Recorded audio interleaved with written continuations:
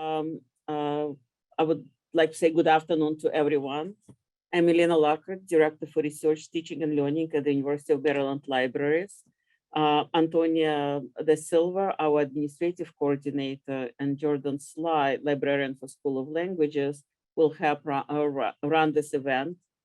I would also like to shout out to our librarians, Cindy Frank, John Davis, and Lindsay Carpenter, who are members of the Interdisciplinary Dialogue Committee, which put this forum together. The Interdisciplinary Dialogue series features panel discussions on critical issues by the University of Maryland scholars from various disciplines. These talks highlight research of our faculty and graduate students. And thank you all for joining us today for this forum, War in Ukraine. The Russian war in Ukraine is an escalation of Russian, pro-Russian separatist and Belarusian aggression against Ukraine that started in 2014. The devastating and ongoing attack have prompted strong resistance from the Ukrainian people led by their president, Volodymyr Zelensky. The conflict began in February 2014 and focused on the status of Crimea and parts of the Donbass, resulting in the Russian annexation of Crimea, the war in Donbass, naval incidents, cyberware, campaigns of targeted disinformation, and political tensions. Under orders of Russian President Putin, Russia launched a large-scale invasion of Ukraine on February 24. Russian troops invaded the country from the north, east, and south, accompanied by indiscriminate airstrikes and shellings against the population, along with the slaughter of civilians, demolition of physical infrastructure, and the humanitarian crisis on the western borders of Ukraine.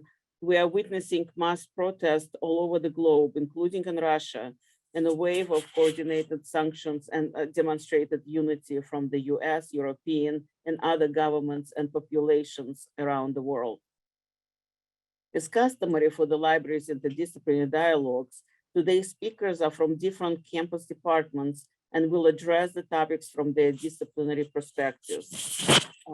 We have today Dr. Inbal Becker-Reshef, a research professor in the Department of Geographical Sciences and director of the NASA Harvard program, Dr. Nancy Gallagher, research professor from the School of Public Policy and director of the Center for International and Security Studies at Maryland, Dr. Piotr Kosicki, associate professor, Department of History, Dr. Sarah Ann Oates, professor of research and research director at the Philip Merrill College of Journalism, and Dr. Alec Warnsnop, assistant professor, School of Public Policy, and the CISSM research fellow. The format for our talk today is a webinar. You can post your questions to all of the speakers or individually in the question and answer section at the bottom of your screen. Antonia, Jordan, and I will be monitoring your questions, and we will take them all in turn at the end of the talk. We will be recording the session, and the recording will be placed on the library's website.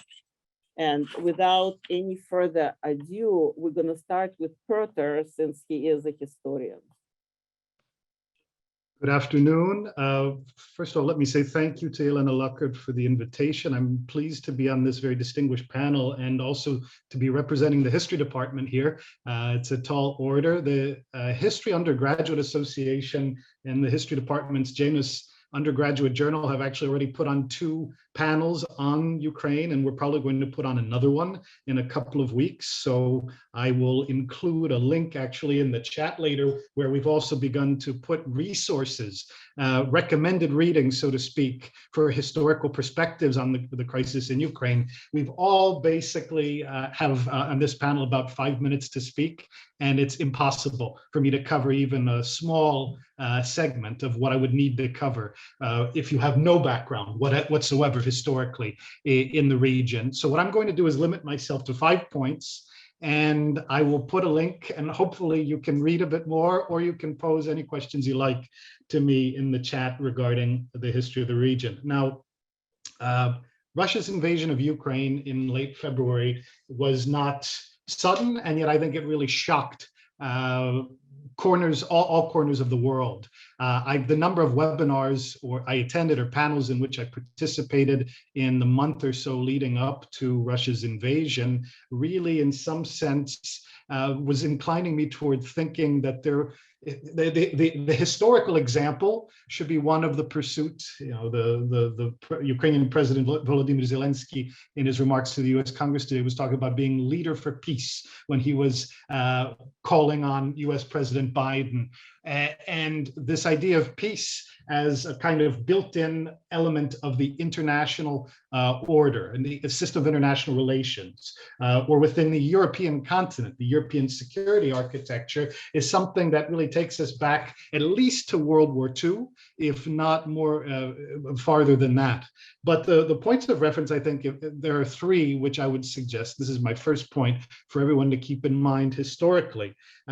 First, the end of the Second World War, the Second World War more generally. I'll come back to that in a second. Second, the collapse of the Soviet Union and more generally of communist political systems in Europe. So 1989 for the majority of Central and Eastern Europe, 1991 for the Soviet Union, including Ukraine. Forgive me if you have this background. I just want to make sure everyone's on the same page because it's really a fairly crucial starting point.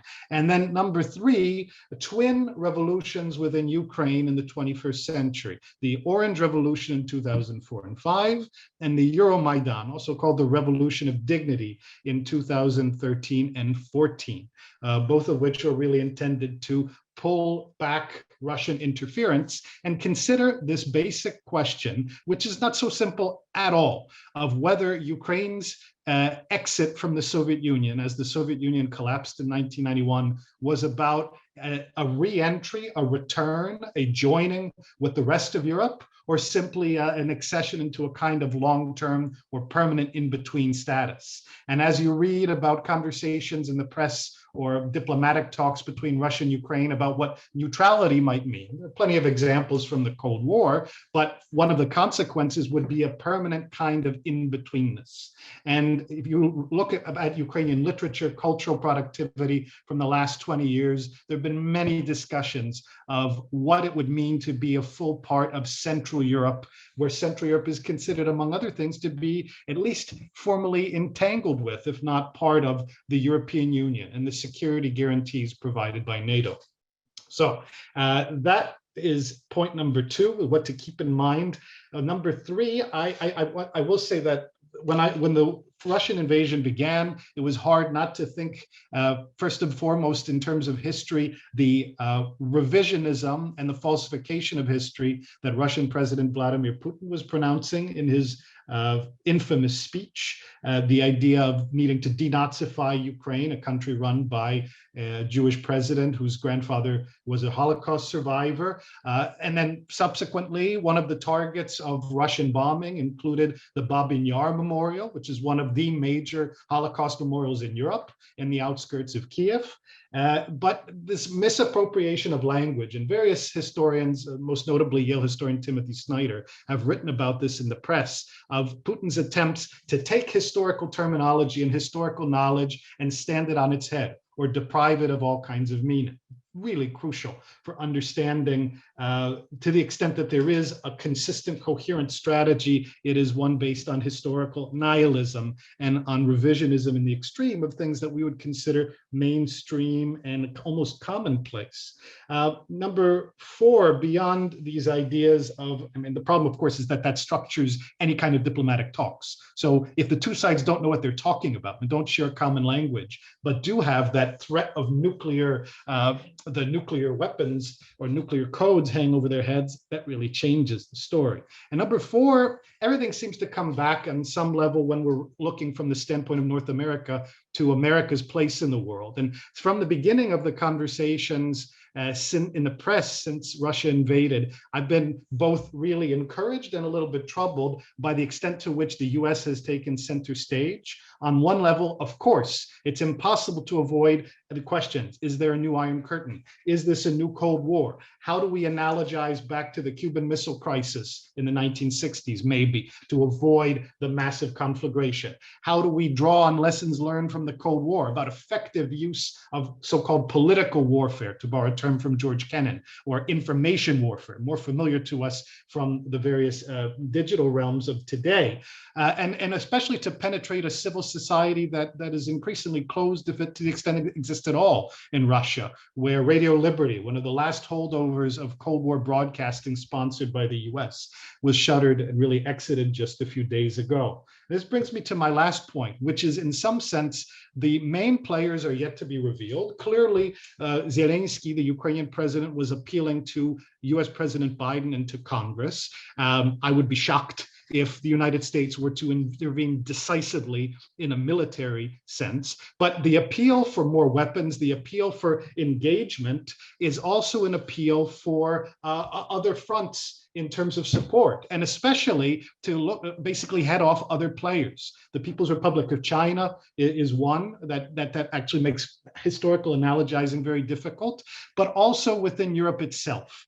Germany is going to raise its armaments to the highest status seen since the Second World War. Eastern Europe is, and especially Poland, but not exclusively, we're talking about Moldova, Hungary, Romania, the most engaged that it's been, and at the center, really, since the collapse of the communist system at the end of the 1980s, beginning of 1990s. And I want to actually urge everyone to look to Poland, because it's one particular case where 3 months ago, it was considered one of the hotbeds of illiberalism and the right-wing populist turn in global politics. And now it has become, in so many ways, I mean, we'll see what happens from the top down, but from the bottom up at least, an example of solidarity, an ethos of solidarity, which is a throwback to the movement of the same name that started in Poland in the 1980s, helped to bring down the communist system. And by the way, also brought one of those reference points, which I'm sure Zelensky was thinking about when planning his remarks to Congress, the Solidarity Union leader, Lech Wałęsa,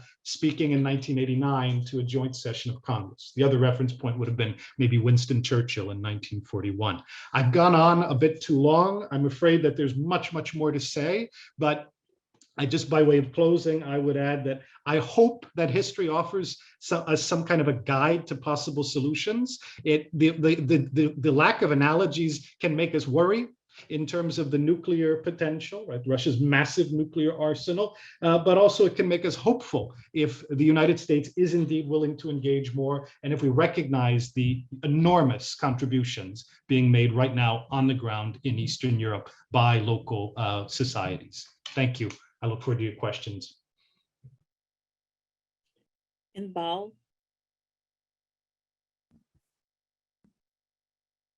Thank you. I've prepared some slides. I'll just share. Bear with me.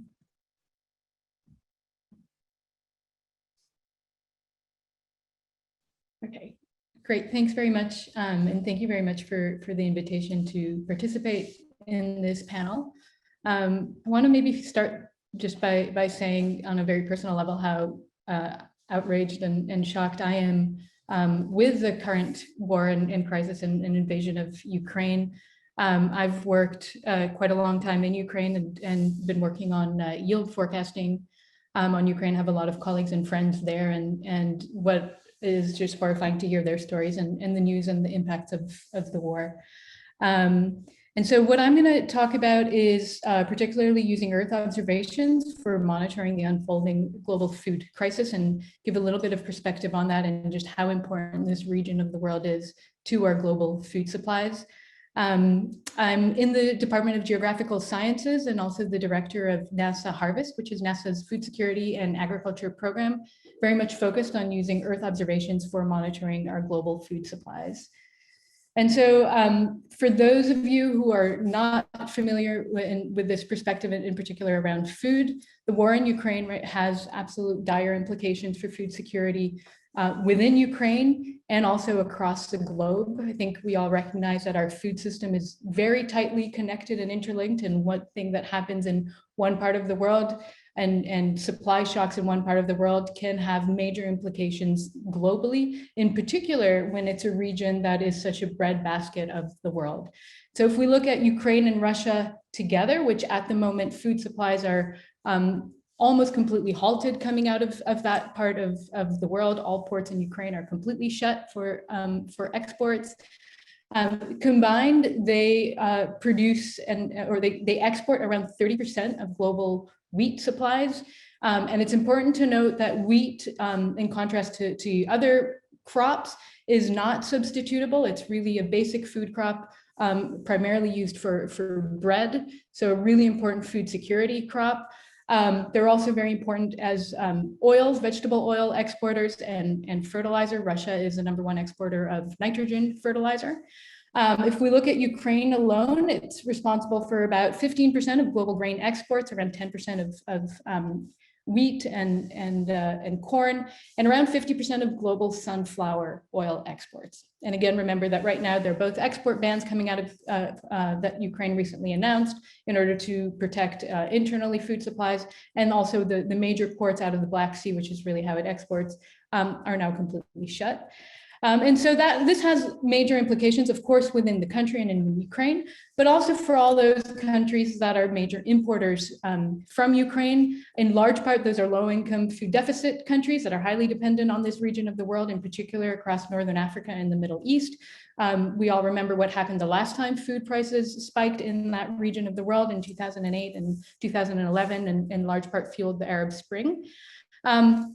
And we also need to remember this is coming on top of already short supplies or tighter supplies of food, already on top of the implications of COVID and the implications that's had for supply chains.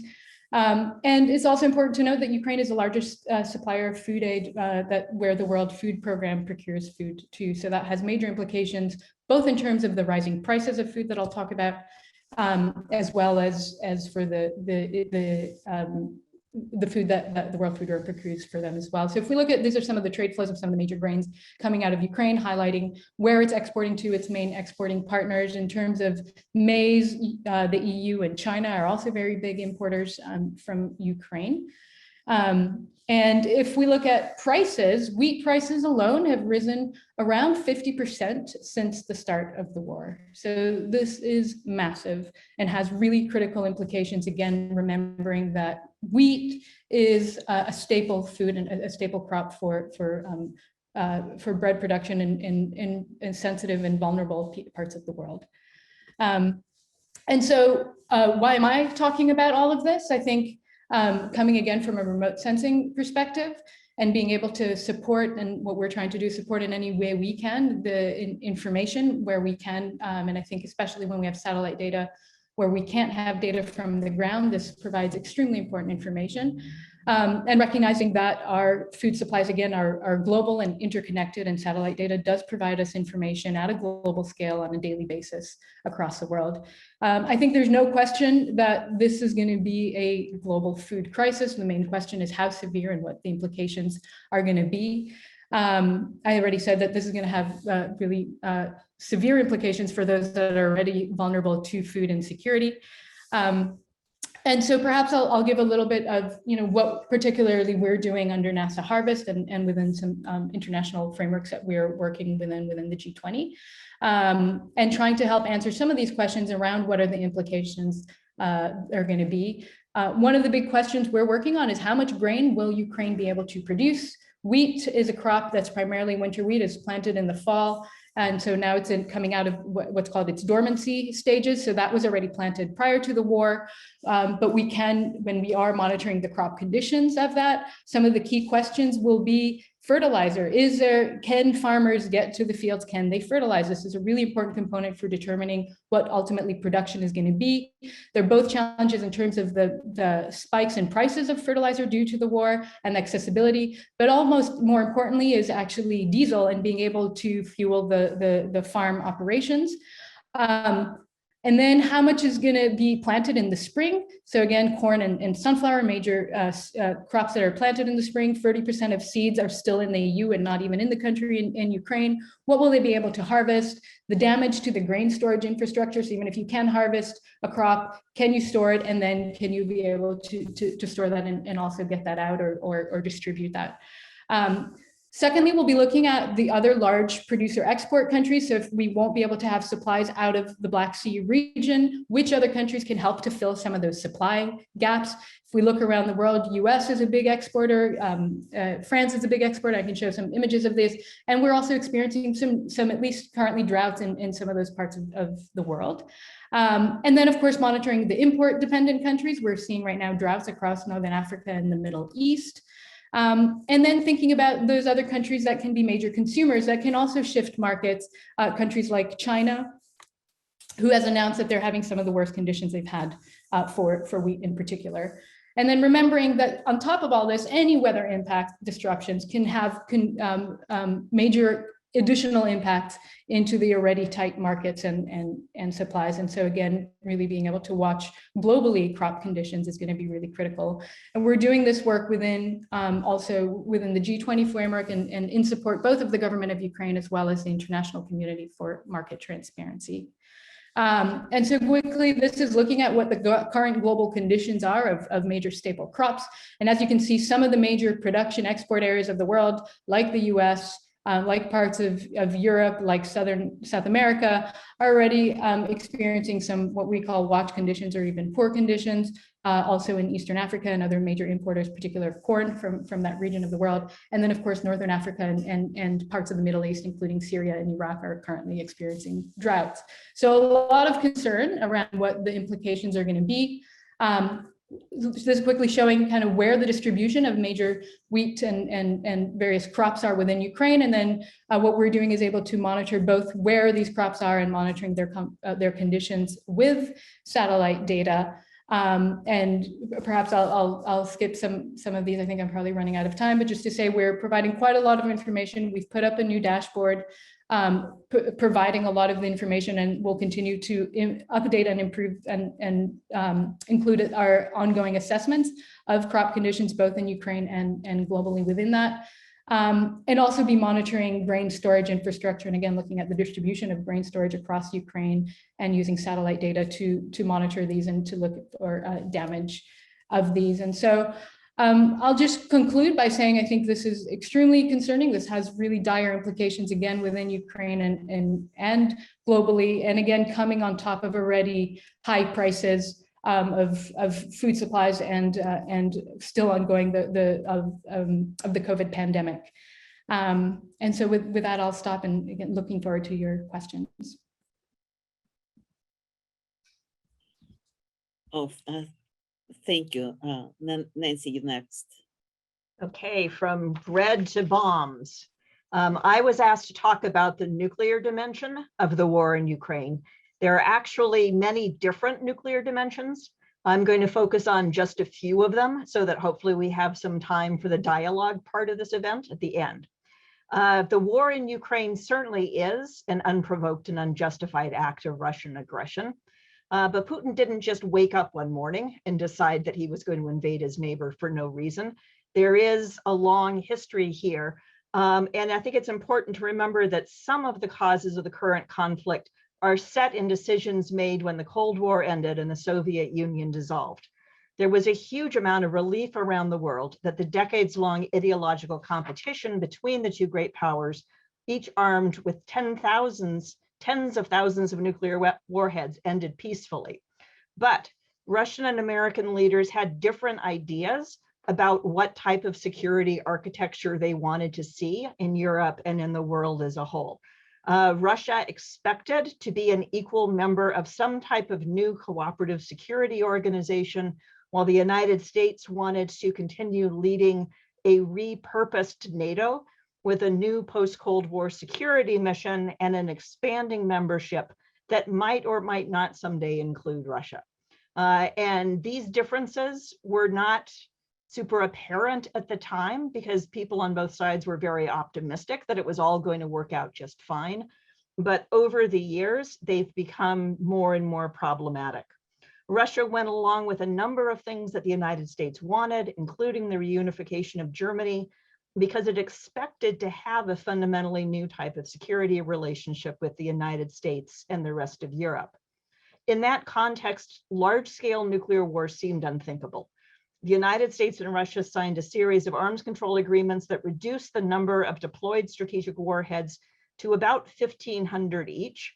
But 1,500 is still a huge number if you're considering that each of these thermonuclear weapons is many times more powerful than the single atomic bombs that destroyed Hiroshima and Nagasaki.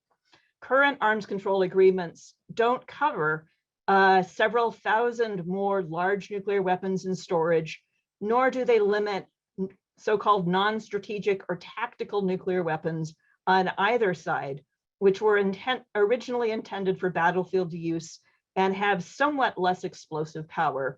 But still, if you used a small-scale non-strategic nuclear weapon on Kyiv, you could easily kill tens of thousands of people, just not the hundreds of thousands that you might with a large-scale thermonuclear weapon. So we're talking about serious stuff here. The context also explains why the United States and Russia focused on cooperative projects to prevent proliferation, including working together to convince Belarus, Kazakhstan, and Ukraine to transfer Soviet-era nuclear weapons on their soil at the time of independence back to Russia. Some nationalists in Ukraine were initially reluctant to do this, and some people question today whether or not it was a smart decision. I firmly believe that Ukraine did the right thing because it got economic assistance, political validation, and security assurances by joining the Nuclear Non-Proliferation Treaty, whereas it would have been treated as a rogue state by the international community and an immediate security threat by Russia if it had tried to hold on to the nuclear weapons that it was not capable of actually using to defend itself at that time. Fast forward through a number of years in which the United States and its allies took various actions that went against Russia's conception of what the new security order should look like, and Russia took a number of actions that went against the West's conception of what the new security order should look like. And this ended up being basically a classic security dilemma downward spiral, with each one pointing to the other, saying it was engaging in threatening activities, using that to justify actions on its own part that may have made itself feel safer, but validated the notion on the other side that it was facing an ever more serious threat. Obviously, none of that justifies Russia's annexation of Crimea in 2014 or its invasion of Ukraine last month. But it does explain how we got from the cooperative expectations of the early post-Cold War years to a renewed great power competition in which Russia and the United States are both developing new types of nuclear weapons. And both countries have nuclear doctrines that envision the possible first use of nuclear weapons under particular sets of circumstances. The Russian nuclear doctrine in 2010 made it clear that it would contemplate the first use of nuclear weapons if and only if there were circumstances where the very existence of the Russian state is under question. But there's still ambiguity about what those circumstances might be.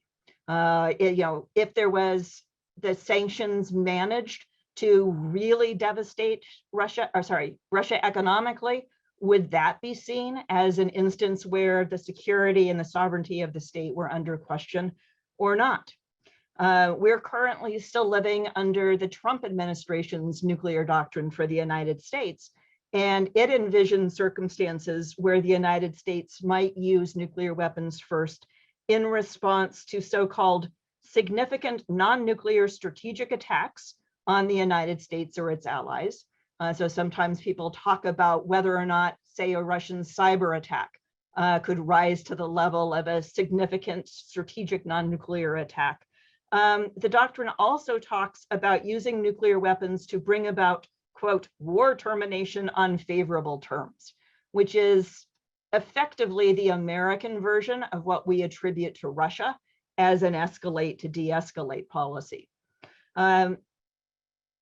in late February, Putin announced that he had put his nuclear forces in a special mode of combat duty. And there was a lot of attention to this in the press, with some people speculating that this meant a higher alert status and possibly even a devolution of central command over the nuclear weapons out to commanders in the field. Thankfully, President Biden wisely refrained from responding by raising the United States nuclear alert level in return. And it soon became clear that what Putin was talking about was basically increasing staffing at nuclear facilities, not preparing to use the weapons per se, but it still left important questions about why he took that move. A number of Western commentators have tried to underscore that nuclear weapons have no role in this conflict. And it's absolutely true that Putin likely understands that it would be irrational and suicidal to start a nuclear war, and that none of his political objectives would be served by using even one nuclear weapon. But the United States and Russia both have large nuclear arsenals. Many of their weapons are already on a high alert. And that's a big part of the reason why President Biden has been so careful. And probably also Putin has been not doing some things he might otherwise have done to minimize the chances of Russian forces killing NATO members or vice versa, simply because that carries too high a risk of escalation to a nuclear war that neither side wants. The other dimension, nuclear dimension of the war, involves the dangers generated by Russian military occupation of several nuclear power sites in Ukraine. The inactive Chernobyl nuclear site, and currently the largest group of active nuclear power plants in Zaporizhia. Again, some people have talked about, the Russians potentially deliberately trying to sabotage one of these nuclear power plants and generate a massive radiation release type event, just as a way to maximize the pain they're causing to the Ukrainian people. I think there would be zero strategic rationale for doing that, but there have already been several instances where just the back and forth of conventional military commanders who don't understand very much about operating nuclear power plants have done things that have created potentially very dangerous situations. Luckily, so far, those have been resolved without radiation release events, but there never before have been active nuclear power plants operating in a war zone. And this situation is just intrinsically very dangerous. So I see that as yet another reason why we need to end this war as quickly as possible.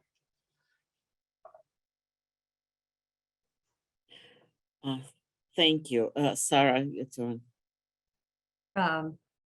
Great, thank you. I'm just trying to share a screen, which in the fine. So hopefully people can see the image of Russian news from Monday. And I'm going to start my my timer. It's very unusual on a panel about Russia that I'm the more upbeat one, but after nuclear weapons, crops, and history, I think maybe I am. So I want to make three main points about the Russian mass media and what's going on. And I've studied the Russian mass media for about 30 years. Recently, I had turned more toward its influence on America, but sort of repivoted. And I've also written a little position paper on this that I will drop into the chat. And yes, these questions will be on the midterm. No, I'm kidding. So the 3 points I want to make in the 4.5 minutes I have left is Putin is running a 20th century media strategy for a 21st century war. And this is problematic. As is suggested by Putin's recent speech and broadcast, when he's surrounded by a bank of old-fashioned phones, Putin is not particularly internet savvy, although many who surround him are and are pretty good at communication. So Putin is particularly concerned about state-run television and the major types of mass media. We've seen greatly increased censorship in the past few weeks. We've seen a ban on using the word war or invasion, which can carry up to a 15-year penalty. we've seen a real shift in what I would call soft controls and a slow strangulation of the freedom of the press to a much more overt return to an almost Soviet-style censorship. So against that background, we have on Monday, we have a first channel producer, and that's the main state-run channel on the main news program, runs onto the set, holds up a sign in protest of the war. And yes, in some ways, that's just simply one event, one person, but that shows a very interesting crack in the facade. The woman who did this had been a producer for a long time, a long-term journalist in Russia. She was joined, there have been several high-level resignations from various media outlets in Russia. This is not what Russian journalists signed up for. They did not sign up to be the front people for a genocide of the Ukrainian people, which is really what's going on here. So rather, they've been working in a state system where they knew there were certain things they could report on. They were aware of bribery, corruption, the poisoning of Alexei Navalny. There were certain red lines they couldn't cross, but we've strayed straight from a sort of managed media environment right into some sort of fantastical narrative that's really not sustainable. And let us not forget, in 1991, the Soviet media were a huge force in bringing down the attempt to reestablish communist rule. In fact, in my second picture, here we have a picture from 1991, and these sorts of images were broadcast by the state media system despite, excuse me, my timer has gone off, despite actually being threatened with Kalashnikovs in their studio. If you ever visit the first channel in Russia, it is a pretty formidable security system and a lot of armed guards. So Putin has created these very compelling narratives. He has created a patriotic mood and feeling in Russia, and he does this to a great degree through the control of information from top down. But he could lose control of that, and it's a really, really powerful weapon. And there is some suggestion that he's having problems. So the other problem is the bottom-up problem. Russians love their internet. There's 1.75 mobile interconnections per person in Russia. So they have more than one.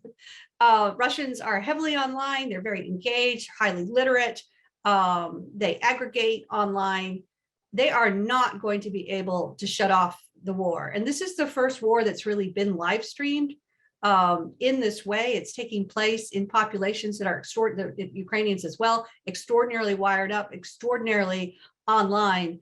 And we're in unknown territory here. We've never really had this situation. But what I do know as an internet and media researcher is what we learned in the Arab Spring in 2011 is if you turn off the internet, people will go on the streets. So if I were on the Kremlin team right now, I'd be playing whack-a-mole.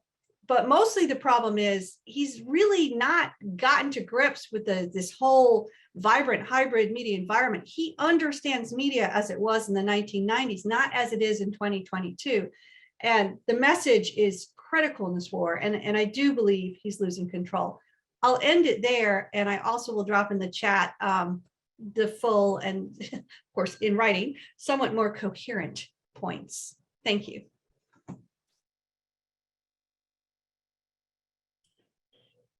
Okay, Alec, you're next. Hey, thank you, and thanks a lot for having me, and for everybody else for joining. So we've heard a lot of discussion in the last kind of few days about how maybe the long-term path here is that we're heading towards an insurgency or a civil war within Ukraine. So I kind of want to talk about some challenges, what that sort of kind of campaign would look like, right? Ukraine's not actually a particularly great place to wage a guerrilla war. But I also want to talk about how things have changed a lot given the first few weeks of the conflict, right? That I think not only have we updated our priors about the armed actors, but some kind of dynamics on the ground have perhaps made sort of a protracted conflict much more likely than it was before. I'll talk about some of what that means at the end. So first, right, before the Russian invasion, a lot of analysts were pretty skeptical of whether or not Ukraine could launch a kind of a successful guerrilla campaign like the one that we saw in Iraq and Afghanistan, or Vietnam. To begin with, right, one of the best predictors of successful guerrilla campaigns is the access to rough terrain, mountains, forests, that sort of thing, right? It allows guerrillas to hide from much stronger counterinsurgents. Especially in Eastern Ukraine, we really don't see much of that, right? There's a lot of open land. There's not a lot of kind of places to hide. The second kind of major piece of this is an insurgency is all about information, right? It's about answering questions like who's a combatant, who's supplying information, right? Who's helping out insurgents and that sort of a thing, okay? And when non-combatants don't share this type of information, it makes it much easier for guerrilla fighters to hide. Well, unlike in Iraq and Afghanistan for the United States, for example, Russia has a lot of local knowledge, and right, there are a lot of Russian-speaking communities, especially in Eastern Ukraine. So that might make this job a lot easier, and easier in quotation marks, right? But more simpler than it was for kind of other counterinsurgents that we've watched operate recently, in particular the United States and NATO forces and that sort of a thing. And finally, insurgent warfare is just different than kind of regular warfare, right? And it requires experience, or requires kind of understanding how to change what you're doing, right? We see so a major example of this with the United States major adaptation in Vietnam, and then again, Iraq and Afghanistan, to learn how to fight this type of warfare. Well, Ukrainians, at least in recent experience, right, don't have a lot of this experience. And a lot of analysts were kind of noting this early in the conflict, right, that given big roadways into Eastern Ukraine, why weren't trees being cut down to block Russian advances? And given this long convoy, right, why weren't there many more ambushes and assaults on that convoy? These are really typical sorts of kind of guerrilla kind of targets. By contrast, right, Russia has a lot of recent counterinsurgency experience in Chechnya and in Syria, right? So they're not on the same learning curve, at least on theory, right? So this is where we were before the invasion happened. How has this changed kind of in given the last few weeks of what's going on?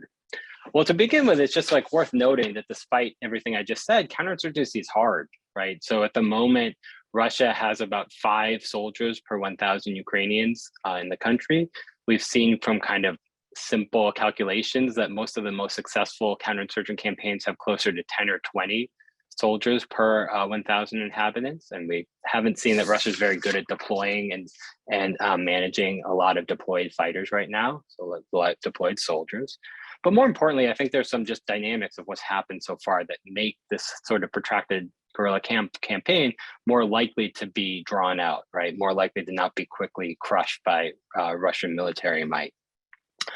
The first and perhaps most important is that it now seems increasingly likely, I mean, Russia might fail conventionally, but it seems increasingly likely that whatever they do, they will not capture the entirety of the country, right? And so then in this context, right, Ukrainian insurgents would have a sanctuary in the West. This is a really big deal for a couple of reasons, right? First, that not having to operate out of NATO countries means that they won't be pressured by NATO countries to change their tactics so as to not get kind of Russian backlash against NATO.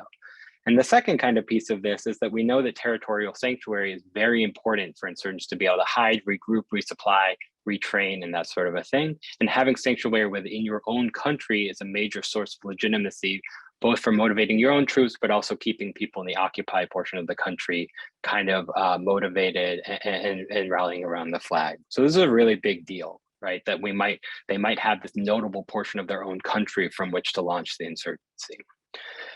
The second kind of central factor is that, like in all combat, cohesion is super important in the long arc of guerrilla warfare, right? Guerrilla warfare is not easy, it's long, it's hard, it's brutal.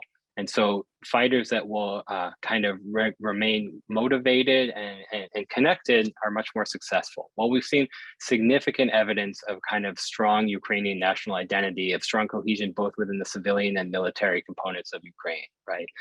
And this is kind of particularly remarkable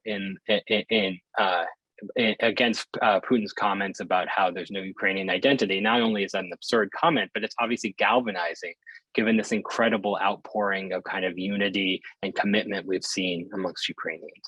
By contrast, right, the Russian military has shown notable lack of cohesion, right? This is really important for counterinsurgents. It's going to be unlikely that Russian forces will be willing to deploy to risky insurgent strongholds, and it makes predation and misbehavior much more common. These are some of the most common ways that counterinsurgents alienate the kind of local population and push people to kind of take the risk of cooperating with an insurgent force. And then finally, Ukraine has really used the time that it's bought with this kind of valiant conventional fighting well, right? We've suddenly seen a huge uptick in the use of creative kind of guerrilla type tactics, right? The sorts of things we didn't see early in the conflict have started happening. And the West has made clear that they're going to continue to supply some of these kind of really important weapons for guerrillas, right? So in particular, person portable anti-tank and anti-aircraft weapons. Right, so they've used this time to make up this training gap pretty quickly, and we've seen a notable change in their tactical disposition. So just some kind of quick final thoughts, right? The beginning of the conflict provides some evidence that Ukrainian guerrilla campaign that's protracted and long drawn out is much more likely than perhaps some thought at the outset. So this is good news, right? But the path ahead to counter Russian kind of aggression is really treacherous. Right, guerrilla campaigns are long, they're violent, and they come with widespread human and economic costs, which other panelists have talked about, right? And they're often not successful in the end. More than that, Russia has shown itself to be a very violent counterinsurgent in Syria and Chechnya, and its behavior so far in Ukraine doesn't make me think it's going to behave any differently there, right? We've seen increasing use of indiscriminate and brutal tactics. And then finally, the images and videos we've seen coming out of Ukraine, I think, demonstrate the horror of war, and they've been met with a much consternation, right? And obviously should be met with this consternation. But I hope we won't forget, right, that conflicts in Africa, Asia, South and Central America, and the Middle East are similarly horrific, right? So the severe costs of war anywhere, right, need to be taken seriously and not swept aside. So, thank you. Well, I want to thank all of our speakers. This is fascinating, very sad, and soul-wrenching, but very fascinating. Before going to the question and answer period, I would also like to bring your attention to great concern among the world library and scholarly communities with respect to the destruction of cultural institutions and the fate of collections and libraries, archives, and museums of Ukraine. They are large and small, covering all aspects of Ukrainian history and civilization and peoples of various national groups who historically lived in Ukraine. A number of American and European institutions were microfilming and digitizing some of the Ukrainian archives. For example, since 1990s, the United States Holocaust Memorial Museum managed to microfilm most of the relevant archives in Ukraine, which are now available to their visiting scholars. Center for Research Libraries, of which University of Maryland Libraries is a member, microfilmed many Ukrainian resources, including local historical Ukrainian newspapers. Commercial vendors like Eastview Information Services digitized and made available for purchase materials like Pravda Ukraina, the main newspaper, declassified documents of the Ukrainian KGB, and Chernobyl files. However, this effort is a small fraction of resources that are now under attack. Saving digital collections by Ukrainian cultural institutions became the focus of grassroots efforts of Ukrainian scholars. I would like to mention two such projects. The first is Data Rescue for Ukraine, which focuses on music. And the second one is Saving Ukrainian Cultural Heritage Online, which emphasizes museums. There is also a concern among libraries and librarians to preserve as much as possible of what is happening in Ukraine now for future generations. The Library of Congress archives all major government and media sites from Crimea, Donetsk, Luhansk, and Ukrainian government in Kiev, and the Russian government in Moscow, plus the sites of Russian political parties and Russian independent media. The Internet Archives undertook a web archiving projects on the war in Ukraine, which can be found on the Internet Archive Global Events. US Berkeley Library launched a web archiving project that is a continuation of their Crimean Crisis web archives. A few sites are being crawled by the Ivy Plus Libraries Confederation for the Eastern Europe and former Soviet Union Web Archive. Many of these projects are collaborative in nature and are based on crowdsourcing. American libraries have traditionally collected print and other scholarly output from Ukraine, Russia, and other former Soviet republics. In fact, combined collections of Ukrainian and Russian materials in American libraries are arguably better and more accessible than those in their native countries. But due to the current war and in light of the wide sanctions now in place against the Russian government, it is not clear how it will affect books, journals, and other materials supplied from affected areas. Many Slavic librarians are waiting for further instructions from their institutions with respect to sanctions. In the meantime, publishers and vendors are also uneasy. For example, our library's main supplier of Slavic materials, MIPP International, which is headquartered in Moscow, but has branches all over the world, including in the United States, sent a statement to all its customers in the first few days of the war, condemning the unjust Russian aggression and expressing concern for all employees and families in the affected areas, and with promises of transparency and concerns for the future. The URL for all those sites that I just mentioned, as well as some other sources, including additional reading, in the Russian War in Ukraine guide that was created for this program. And I think Antonia will drop it into the chat.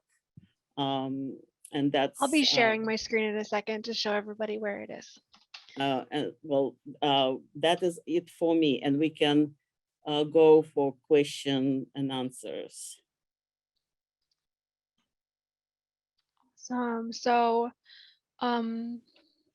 my name is Antonia, and I'm going to be helping moderate this discussion. I have about 4 questions in the chat right now, and we have a couple in, 4 in the Q&A and a couple in the chat. So I'm going to go ahead and read these questions that are open on the question and answer. And for whoever it's addressed to, you have probably about 2 minutes to answer. From Rachel Mason, we have, I've heard people say that the war happens because we provoked Russia by expanding NATO. That doesn't ring true to me, but I know next to nothing about history. Can you explain the logic behind this claim, and if it has any merit? I think this is to Dr. Kosicki, probably. Yeah, so this is, I mean, in a nutshell, the country, if we're looking at Poland, for example, we're talking about expansion that happened more than 2 decades ago. It's true that NATO absorbed new countries in 2017 and 2020 that are not adjacent to Ukraine. So the question would easily be one of timing. There is a lot of talking head analysis out there about why now, and why specifically in the way that he did. Putin, I mean, we could go back to anyone on the panel, I think, on this. But I just wanted to say that just framing things in terms of NATO already accepts Putin's premise. And that's, I think, a point that from the very beginning has been quite crucial, which is if you, just today, I think Russian Foreign Minister Lavrov said that this isn't as much about Ukraine as it is about the legal world order. When you think about the war crimes being committed on the ground, the massive destruction, everything that's been said on the panel, the food crisis, the nuclear destabilization of active power plants, and it's not even about Ukraine, then in some sense, the foreign minister said it himself, in terms of disclaiming this notion that there is some immediate step that is possibly to explain. Although, you know, on some level, obviously it's true, until maybe the last couple of days, no one really wanted to say out loud that Ukraine would not join NATO ever. Now, from what we're hearing from the diplomatic talks, maybe that's going to be said, although that's reading tea leaves. The short answer, though, is that NATO really is a red herring in this story. Thank you so much. We have another question that is directed towards Dr. Becker-Reshef. And it says, is there any chance that we'll shift from some animal food crops to human food crops instead, given the wheat shortage, e.g. corn to wheat? Great, thank you for that question. I think we're seeing, alongside increasing prices for wheat, we're also seeing increasing prices for corn and for other agricultural products. Wheat, in large part, in particular in the Northern Hemisphere, has already mostly been planted, and so most of the wheat is winter wheat. There will be some spring wheat, but that's further north and further latitudes where you wouldn't really be able to grow corn. But I do think we will be watching as to, are there shifts in cultivation? I think there's been some question of, can we expand further? But mostly where we would be able to expand to is conservation land in areas that are marginal land. So there's not a lot of area really to expand a lot more into. I think some of the concerns are around mandates for crop production for biodiesels, right? And for mixing mandates. And so I think there's a lot of discussions around those in different countries where those do exist, and shifting, or, I think there will be some upward pressure for reducing those kinds of mandates. Thank you. Thank you so much for answering that question. Our next question is for Dr. Warsnop. Do you think that the international volunteer fighters, aka like in parentheses as non-fascists, could be important as, I guess, increase in importance as the war continues?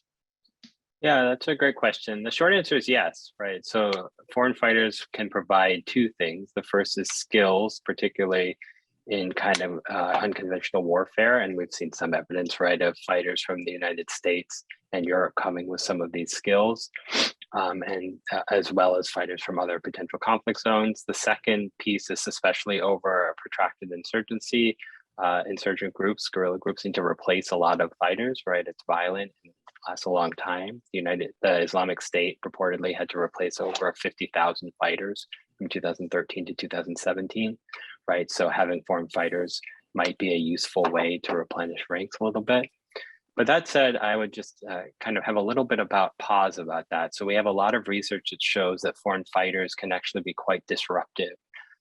So first of all, they just come with different goals, understandings of the conflict. They tend to be less kind of supportive or cognizant of local realities, and so are more willing to use force locally that might target civilians. And finally, right, I talked about this kind of notable cohesion of this Ukrainian identity, right? So introducing other elements into those units, into that general kind of military organization could be quite disruptive over the medium to long term. So I think there are definitely potential benefits to foreign fighters. But what we've seen so far, right, is that there are a lot of Ukrainians that are willing to either take up arms or support the kind of war effort. And more importantly, at the moment, right, Ukraine has access to a lot of weapons as well, too. So it's not clear to me at this particular moment how important these foreign fighters are, and I think they're potential long-term costs. Thank you so much. We do have, we got more questions in the Q&A while we were talking just now, but I did say to Jordan that I wanted Jordan to read some of the comments that were in the chat. So if you want to do that first, we are running up on time.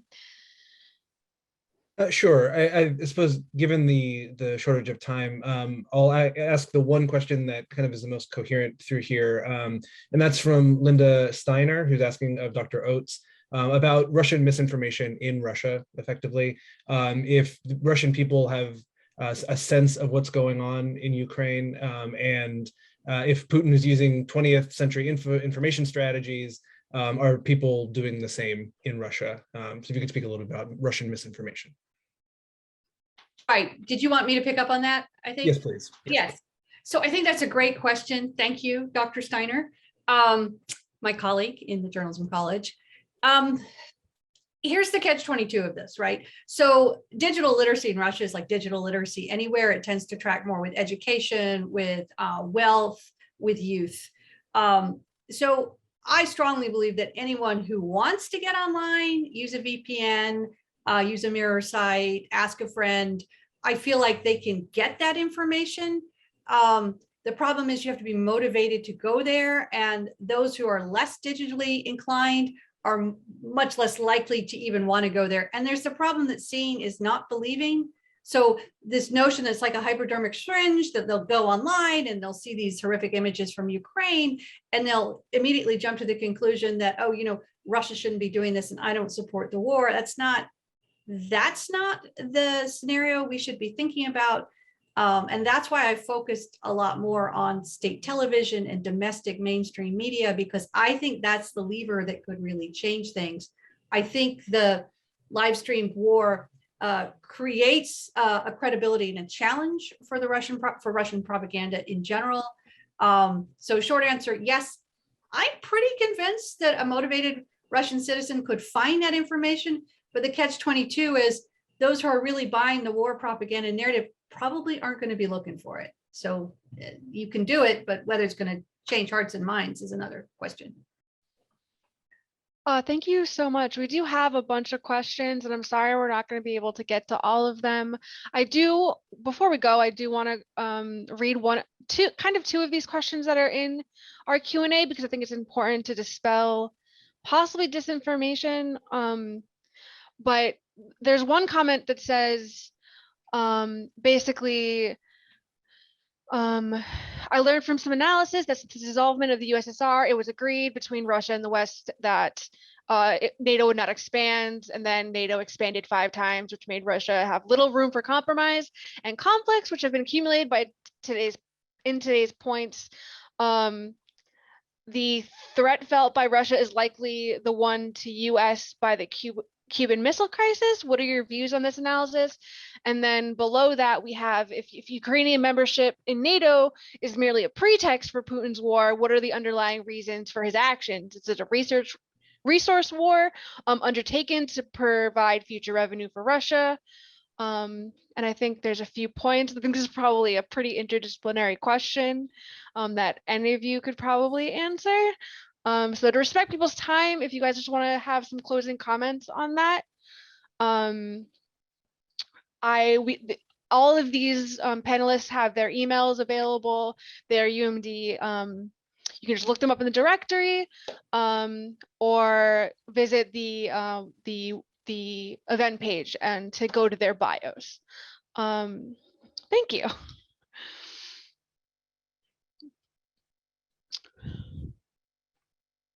Anybody want to answer? Basically, I think they're asking, Would you want to take 30 seconds each, maybe? I think otherwise it wouldn't be fair. yeah, Maybe sure. So just- maybe if each of you have 30 seconds to answer. Right. Well, so I mean, I already spoke about NATO, but I did want to mention that, you know, no one really has a clear sense of exactly what's going on in Putin's head. One of the major debates has been, is he crazy? Is he not? Is there an ideology? Is there not? I think one of my favorite op-ed titles was, you know, a guy walks into a bar with nuclear codes and starts talking about medieval history and says that's why he's going to use nuclear codes. And it's entirely possible that that actually is going on in Putin's head.